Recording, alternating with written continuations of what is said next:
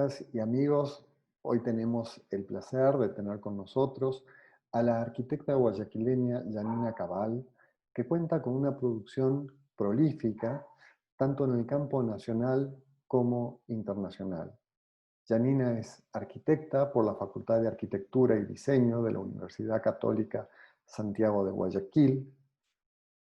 Cuenta con más de 20 años de trayectoria profesional y con una gran cantidad de obra construida en tipologías variadas como residencias, edificios en altura, centros comerciales, diseño interior, diseño urbano.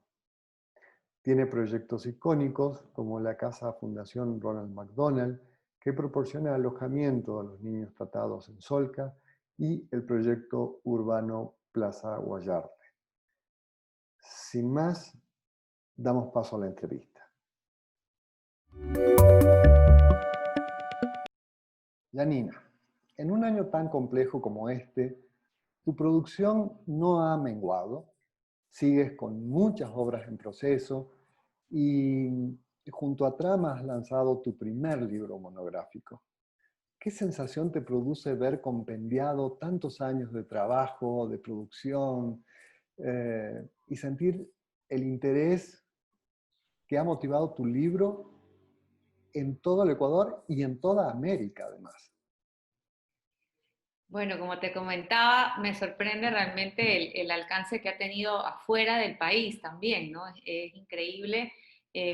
Muchos, como te mencionaba, me han escrito de México, de Argentina, de Colombia, de Perú, de muchos, hasta me han pedido si hay una, está en inglés también, por si acaso, por otro tipo de personas, pero sí, la verdad es que cuando yo retrocedo y miro hacia atrás y digo, lo logré, o sea, realmente la pasión por la que siento que es la arquitectura plasmada en un libro es algo, a mí realmente me sorprende, me emociona y me motiva a seguir más y decir, bueno, recién estoy empezando, tengo un camino largo por seguir y mucho por aprender, porque realmente es una enseñanza diaria todo esto, ¿no? Y más si me gusta, lo sigo con pasión.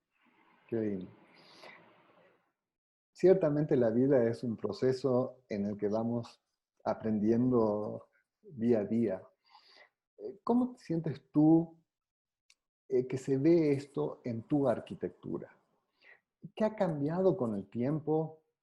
¿Qué has ganado y qué has perdido? Bueno, creo que yo siempre pienso en lo bueno, ¿no? Trato de pensar y de lo que no está bien o lo que se ha perdido, realmente yo lo dejo a un lado y voy hacia adelante en lo positivo y en lo bueno. Y en lo que he aprendido, aprendo, como te digo, una enseñanza diaria, no solamente la aprendo con los mismos clientes cuando uno va conociendo los estilos de vida, pero en todos estos años, en mi trayectoria, siento que nosotros hemos cambiado, el ser humano ha cambiado las formas de ver a la familia, las formas de trabajo. Hay un montón de cosas que sí hemos ido cambiando, ¿no? En la parte de integrar los espacios, de valorar mucho la naturaleza o tu entorno, ¿no? ¿Verdad? Y bueno, en el caso de las casas, que es lo que yo más desarrollo, la parte de integrar a la familia, a los hijos, con los padres, a los amigos, todo realizarlo en un solo ambiente, que sea como multifuncional es válido. Bueno, y ahora más en estos tiempos de pandemia, se ha revalorizado mucho esto de estar en casa, de hacer espacios multifuncionales y donde no solamente es el espacio del papá y de la mamá o del hijo o del área de servicios, sino que todo sea un área integrada, ¿no? Entonces, ese estilo de vida siento que está cambiando. Este, Tu estudio, si bien está compuesto por arquitectos y arquitectas, eh, los que lo hemos visitado y seguimos de cerca el desarrollo de tu obra, notamos una fuerte impronta femenina en los procesos creativos. ¿Sientes que el ser arquitecta te ha otorgado una forma particular de comprender la arquitectura? ¿Existe diferencia entre el diseño masculino y el diseño femenino? Bueno, no sabría decirlo, pero yo como mujer siento que, bueno, como muchas mujeres, somos más sensoriales. De pronto, yo sí creo eso de que tenemos desarrollado este sexto sentido en el cual sí percibimos cosas que pueden desarrollarse bien o mal o no pueden funcionar por ejemplo, en una vida en oficina o en una vida en una casa, en una vida o cómo desarrollarse en un restaurante. Todas esas sensaciones, no sé si es el hecho de ser mujer, es que las perciba mejor, pero es verdad, mi equipo sí está más conformado por mujeres, pero se ha dado el caso de que son personas que son muy profesionales, muchas son mamás muy multifacéticas, entonces veo que se desenvuelven en todos los ambientes sin ningún pero, entonces, no sé, como que somos más trabajadoras, más luchadoras, no sé, el hecho de que somos mamás nos hace dar ese impulso más allá y seguir adelante sin miedo, ¿no? Pero igual, mi equipo es excelente, los chicos también, o sea, todos, cada uno tiene su trabajo y tiene desarrollado su puesto y realmente creo que como equipo en conjunto, entre ellas y ellos, funcionamos muy bien. Entonces yo estoy muy contenta con los dos bandos. ¿Pero tienen tareas diferentes? Sí, ¿O tenemos tareas distintas. Tengo un grupo de arquitectas que me ayudan a la parte de desarrollar los proyectos, el otro grupo de arquitectas que me ayudan en la parte de interiorismo y obras, y de ahí tengo el grupo de los chicos, que tengo chicos que me desarrollan los dibujos y los renderistas. Entonces realmente entre todos trabajamos en grupo. un tópico entre muchos arquitectos, te lo digo yo que he hablado con, con cientos de arquitectos, eh, es que no pudieron hacer lo que hubieran querido por culpa del cliente, ¿no? Pero en tu caso no parece ser así. Eh, Cuando tú muestras tu obra, uno siente que está satisfecha con el resultado y en general relatas una buena relación con los clientes. ¿Cuál es el secreto? A ver, una parte importantísima para mí es conocer al cliente y cuando el cliente viene a mí y se acerca a mí, le digo, bueno, lo importantísimo es que ustedes se sientan contentos conmigo y confíen con mi trabajo. Obviamente, yo les voy a dar algo que ustedes van a ser felices porque esa es mi meta y yo no voy a descansar hasta que ustedes no me digan, Yanina, me encantó lo que me estás haciendo. O sea, realmente yo soy de las personas que piensan, ok, algo no va, vamos, borrón y cuenta nueva y sigamos hasta que el cliente esté totalmente satisfecho, porque esa va a ser mi meta, o sea, también que el cliente esté bien, obviamente, de la mano de mis conocimientos, de la mano de que funcione, que yo les diga, bueno, esto va a funcionar y esto va a estar bien, pero a la par, yo creo que también es pensar un poco más en el individuo, en el cliente en Ujú. este caso, más que en mí misma. ¿Ya? Obviamente. Y así yo creo que hacemos un buen complemento para tener el resultado final que es el proyecto. Y ambos quedamos contentos. Me acuerdo que una vez me contaste algo este, que me pareció muy importante y muy interesante. Eh, Cuando te preguntaba si rechazabas algún tipo de trabajo porque no iba contigo, etc.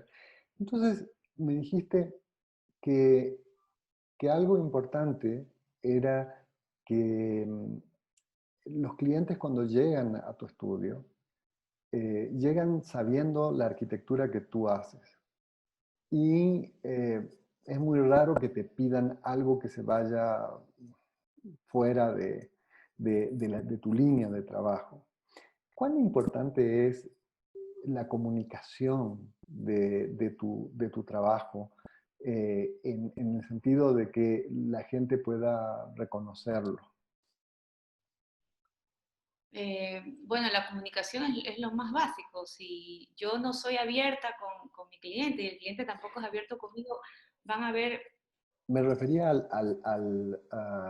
a la comunicación en términos generales, no la comunicación entre el cliente y el estudio, sino tú estás comunicando todo el tiempo tu arquitectura, utilizando las redes, Ah, estás mostrando para que la gente pueda reconocerte. claro, porque para mí es importantísimo, yo de una manera sí me quiero dar a conocer un poco mi lenguaje, mi arquitectura, un poco lo que yo quiero transmitir a la gente, ¿no? A través de las redes, porque es importantísimo esta apertura que ahora tenemos, que son las redes. Todo el mundo, los chicos, las nuevas generaciones, todos se conectan ahora a través de las redes. Y qué más que no dar a conocer un trabajo que en mi caso, bueno, es el mío que me gusta mucho y mostrárselo a los demás y mostrárselo como es y cómo va a quedar, desde cómo es un proceso de diseño, o sea, toda esa parte que a mí me motiva y que espero motive a otros, no solamente a clientes, sino a estudiantes, que sepan cómo es este proceso y ver cómo el proceso viene desde sus inicios, desde un dibujo, desde una idea, desde una foto que vi, o de un paisaje, o de las hojas que se están moviendo, hasta luego realizarlo en un plano y luego realizarlo en un render y luego verlo hecho realidad. Entonces, eso es lo que yo trato de transmitir, esas facetas y cómo el punto final llega a ser tan emotivo que se puede hacer realidad. O sea, a veces, como digo, la arquitectura es algo que uno dice, podemos soñar dibujando, pero también podemos hacer que este sueño se cumpla realidad. Eh, Y lo transmito en las redes, me encanta hacerlo porque es como un eh, deber para mí como arquitecta hacerlo, ¿no? no, y además no es tan fácil tampoco hacerlo, porque transmitir una idea lo más real de la arquitectura, sin que uno pueda conocerla, caminar y vivir el espacio, es algo bastante difícil. Y creo que sí, esa es otra de las grandes fortalezas que tiene tu estudio, que es esa capacidad, por eso te hacía esta pregunta, es esa capacidad para comunicar lo que haces y que la gente lo comprenda. Esa es una gran virtud realmente.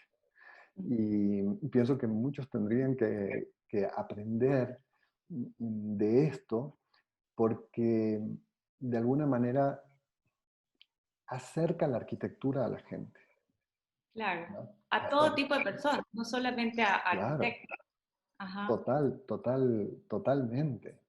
sí, Em, si analizamos el conjunto de tu obra, observamos que además de hacer una arquitectura desarrollada hasta el detalle, con mucha sensibilidad estética, eh, tus obras tienen un denominador común, que son casas diseñadas para ser construidas y acabadas con muchos recursos. ¿Qué pasa cuando no se dispone de recursos?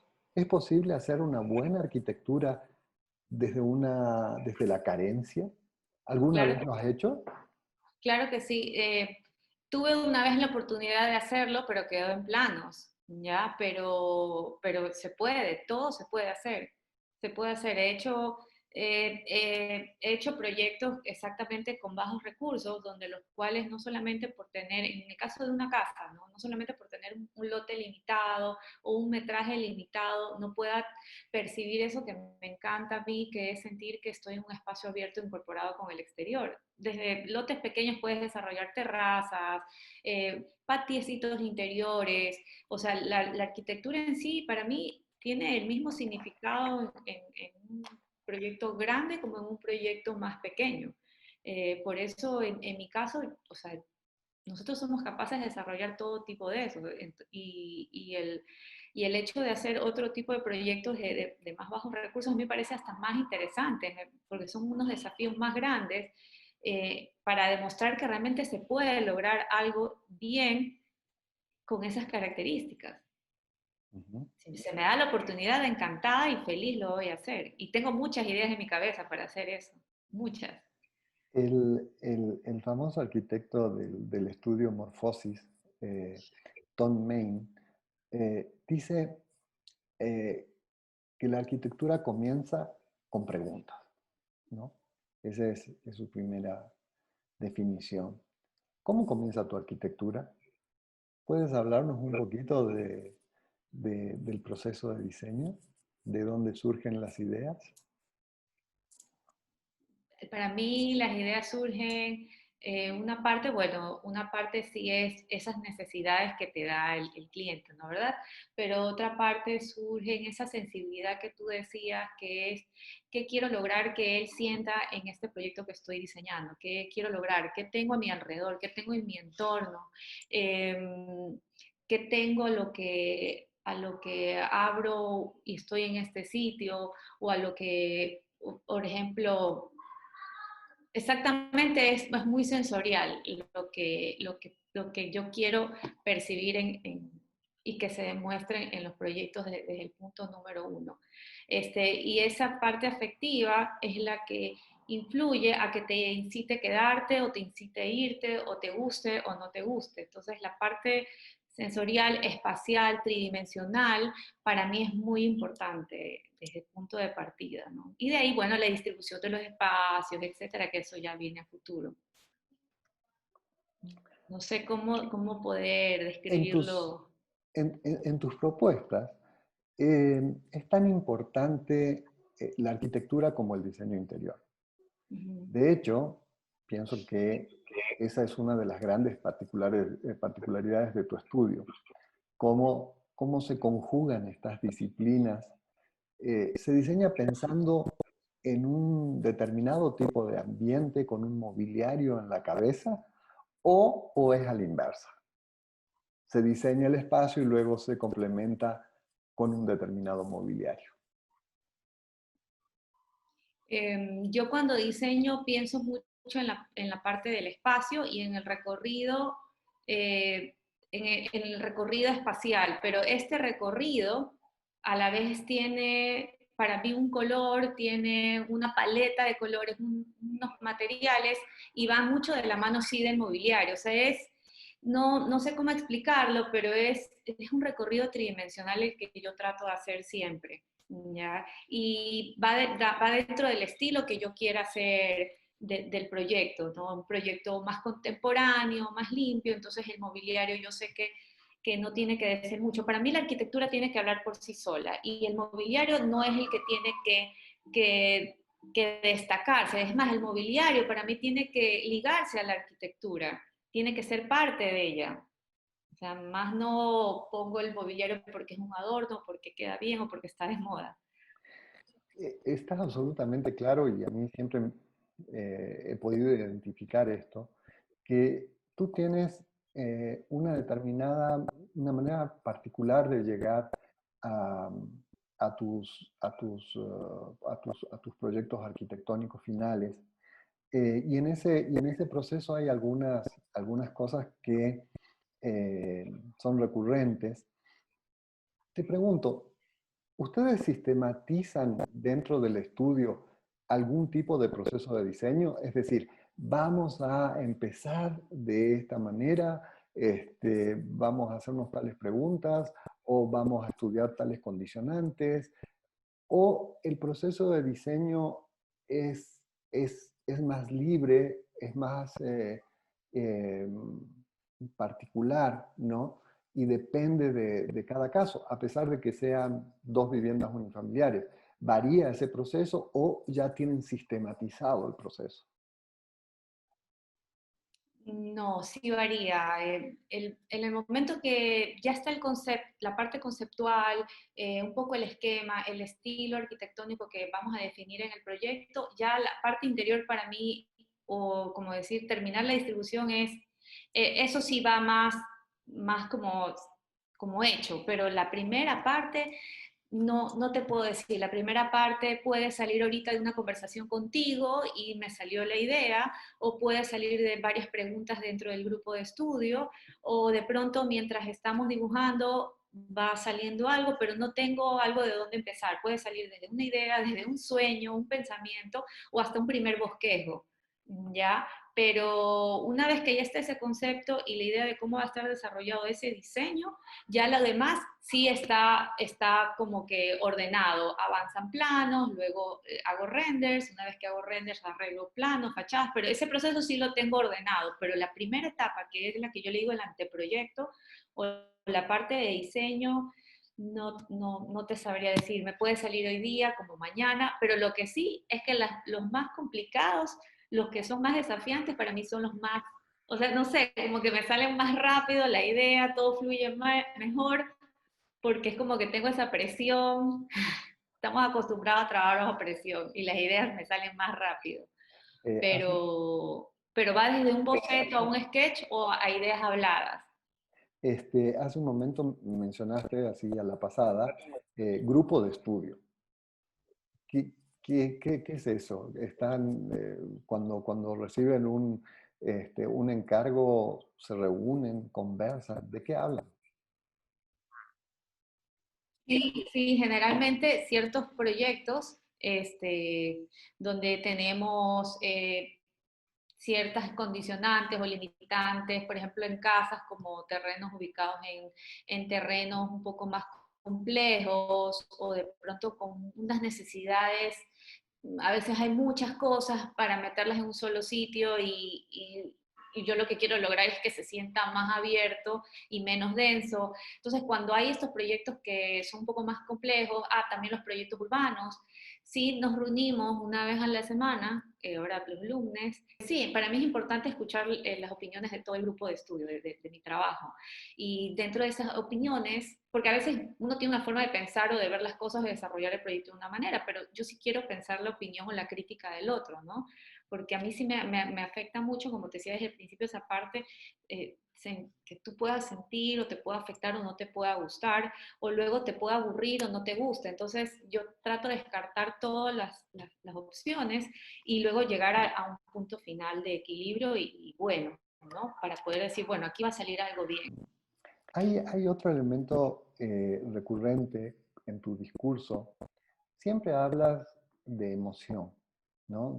Hablas de la emoción de vivir, la arquitectura de la emoción, de del proceso creativo, de la emoción de recorrer un espacio arquitectónico. Entonces, yo te pregunto, ¿cómo se logra emocionar con un edificio?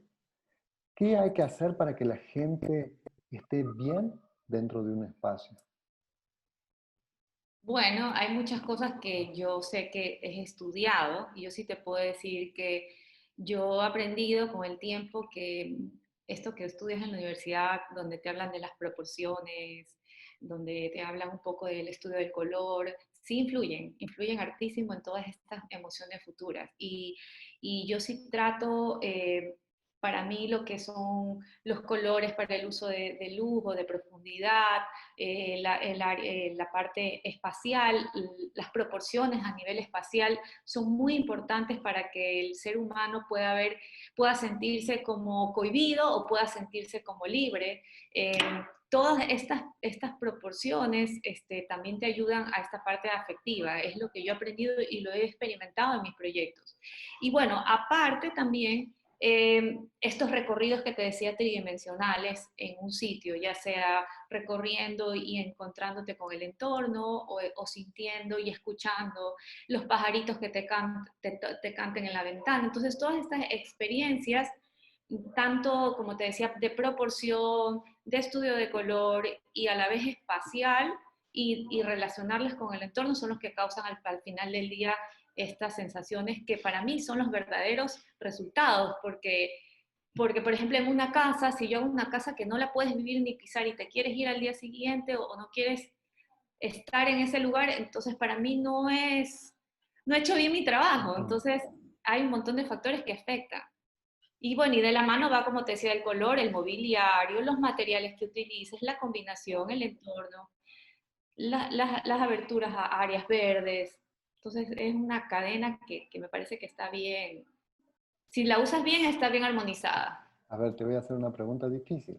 Si tú tuvieras que quedar con un color y un material, Un color y un material. ¿Con qué color te quedarías y con qué material te quedarías? ¿Con qué material? Me quedaría con el hormigón y ¿con qué color? Yo creo que con el negro. Y mira que también me gusta el blanco. El, el, Son em, colores así muy fuertes y me encantan esos colores desafiantes. de hecho, los estás utilizando mucho en Sí. todas tus nuevas propuestas arquitectónicas actuales. Ya vamos terminando, pero está linda la conversación. Entonces, este, me da ganas de hacerte más preguntas.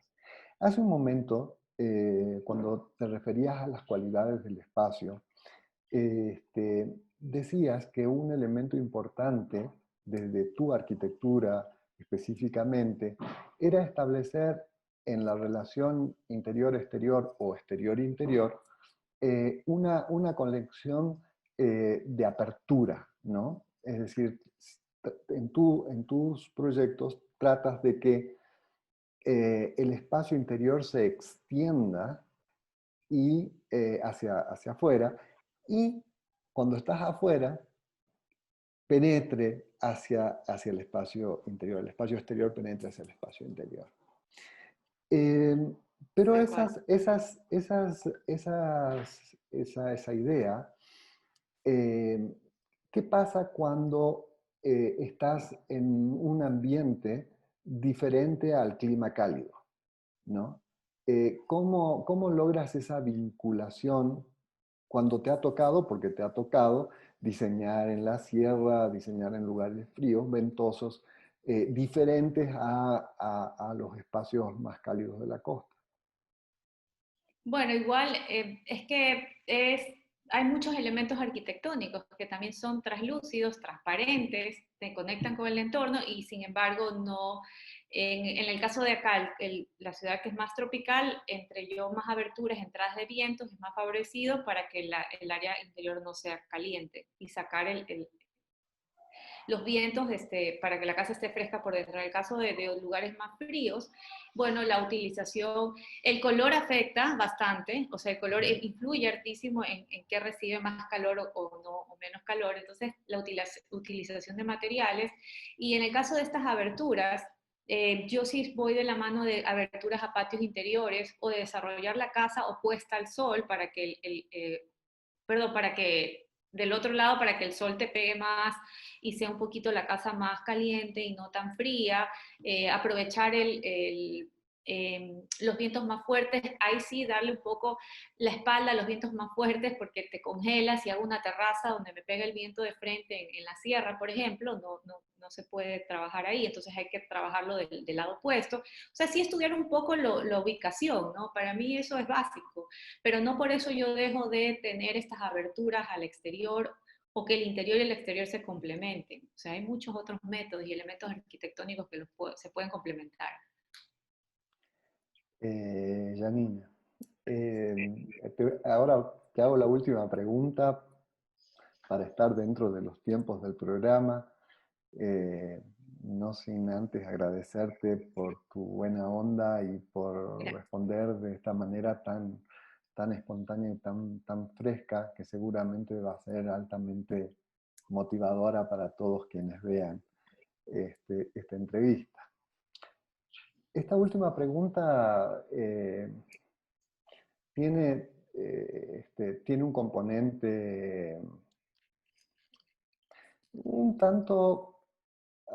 Bueno, se centra muchísimo en las sensaciones, ¿no? En cómo los estímulos nos llegan de una u de otra manera y producen, eh, y producen nuestros actos creativos, ¿no? Los arquitectos y diseñadores en general siempre tenemos nuestra sensibilidad dispuesta para la emoción, emoción que nos evoca una respuesta creativa. Quiero que hagas un esfuerzo aquí para escoger, para acordarte de una. ¿Cuál es el lugar o momento más sorprendente en donde encontraste esa motivación, donde la sorpresa te estimuló? Eh, o sea, ¿digo el nombre o puedo decir? Como tú quieras, puedes decir Bueno, un lugar concreto, puedes decir, no sé, bueno, nadando en medio del océano.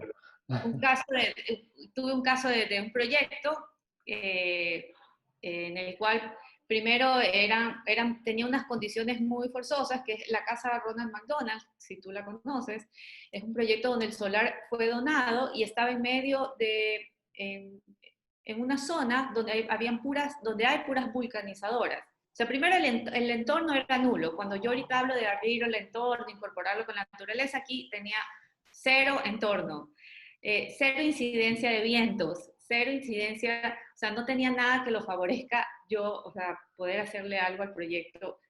Y las condicionantes de que querían que yo desarrolle un proyecto donde sea denso lo que más pueda, utilizar el 100% del área de ocupación de suelo. eh, y, en, y bueno, y la conclusión, ¿cuál era todo esto? ¿Quiénes eran mis clientes? Los clientes eran unos niños, porque esta es una fundación para niños con cáncer. Entonces, ellos eran mi punto más importante, más no todas estas necesidades y todo este entorno que realmente no podía desarrollar un proyecto. Entonces, esto sí fue algo para mí muy complejo, muy desafiante. Me fui un poco en contra de las reglas de las personas que querían desarrollar que me contrataron, pero más bien pensé en mi cliente, que eran los niños. Entonces, quise hacer una casa donde su entorno era mi patio, un patio interior grande, y este patio interior iba a ser una zona de juegos para chicos. Yo sé que eran menos habitaciones, pero los chicos necesitaban un área para desahogarse que no tenían, necesitaban un área para jugar, y estos patios, o sea, hacer un complejo, porque era un cuadrado completo, partirlo casi en una forma de cruz con aberturas en los cuatro lados para que tenga recorridos de vientos y la casa por dentro sea fresca, y se abra también a ciertos patiecitos interiores, que era uno al fondo. Cuando yo ingreso a este patio interior, donde realmente ahorita es el área de juego de niños, tienen al fondo un área verde, un patio pequeño de 1,5 metros donde hacen un huerto, y a mano izquierda tengo un huertito de la Virgen, y a la otra mano tengo una abertura que es para hacer recorridos de viento. Pero realmente esto sí me pareció muy complejo porque tenía unas condicionantes muy forzosas, aparte de los tiempos, ¿no? Ya sabes que en los tiempos en nuestros proyectos son todos para mañana, pero el resultado realmente para mí es muy satisfactorio, y es algo que no solo me motiva a mí, sino que cuando yo voy cada Navidad a dar regalos, los niños sé que están felices y no se quieren ir. Entonces, eso para mí es ganador, o sea, más que el cliente que me contrató, sino el niño que está ahí de vez en cuando les tocan ir a esa casa. Entonces, Eh, nuevamente, solamente ya para cerrar, este, hago notar cuán importante es para ti y para tu arquitectura, por ende, eh, las sensaciones que eres capaz de producir con tu arquitectura, ¿no? Una arquitectura que se funda en la emoción, que se funda en las sensaciones y en los sentimientos de las eso personas. nunca lo olvidas, las emociones te quedan aquí y jamás se van a olvidar. Cuando algo te hace feliz, te vas a recordar siempre de las buenas noticias. Y es más, te hace olvidar de las malas. Entonces, si nosotros en la arquitectura lo podemos plasmar, ¿qué más? Me quedo entonces con esas palabras que acabas de decir, y invito a todos quienes nos están viendo para que vean, estudien y gocen la arquitectura que hace Janina Cabal. Ay, Muchas gracias, gracias. Janina. Gracias a ti, Rómulo, de verdad. Un abrazo grande. Gracias por todo. Que estés bien. Chao. Igual, bye, chao.